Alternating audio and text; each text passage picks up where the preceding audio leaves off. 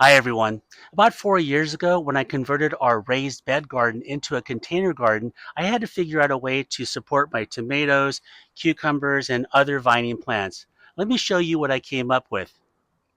As I searched the internet for a solution, I came across this modular system of stakes and connectors from a company called Orgrimmar. So here is the plastic coated metal stake. They come in lengths of 36, 48, and 60 inches. And here are the component pieces. This is called an A-type connector. With this connector, you would place the end of the stake into these openings, and you can place another stake into this clip. This is called a cylindrical connector.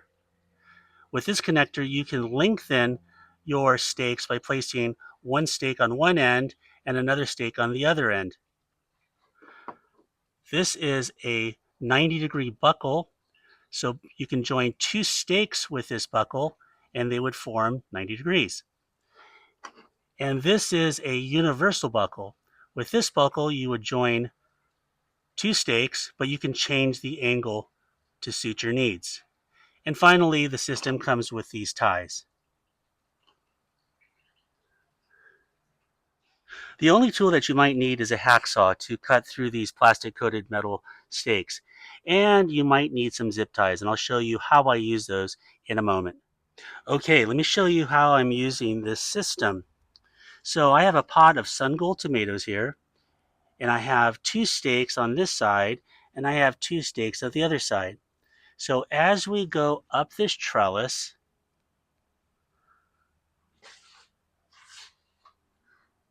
you can see that I have the two stakes connected with the A-type connector. And then there's a horizontal piece that clips into both sides. Here are my Japanese cucumbers, and I'm using the same trellising setup as I had with my sun gold tomatoes. But one thing I want you to notice here is how this stake bends in. One of the advantages of these plastic coated metal stakes is that they are flexible.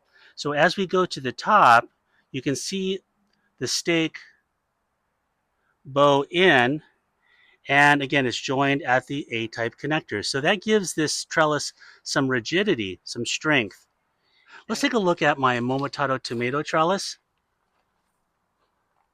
It is very similar to the cucumber and the sun gold tomato trellis, but there are some differences that show you the versatility of this system. So we have two stakes in the side of this pot, and as we go up, we have a cylindrical connector, which joins the bottom stake to the top stake to make this 7 feet tall. At the top, we have a A-type connector, and clipped into the A-type connector is a horizontal stake that's 9 feet long. I'm only able to do that by using this cylindrical connector. Let's go back down the trellis and take a look at this angled brace. You'll see that the brace is sunk into the next pot, and the purpose of this brace is to give this trellis stability and strength so it doesn't sway from side to side. I'm able to do that by using this universal buckle. You can see that the buckle pivots to allow you to make that angle. Now that alone is not going to be strong enough, so that's where the zip tie comes into play.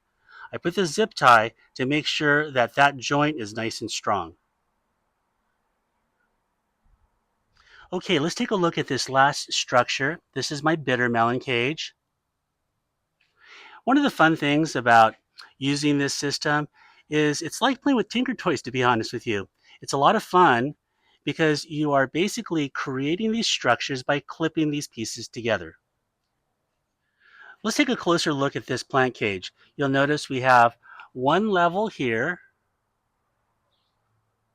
a second level, and a third level.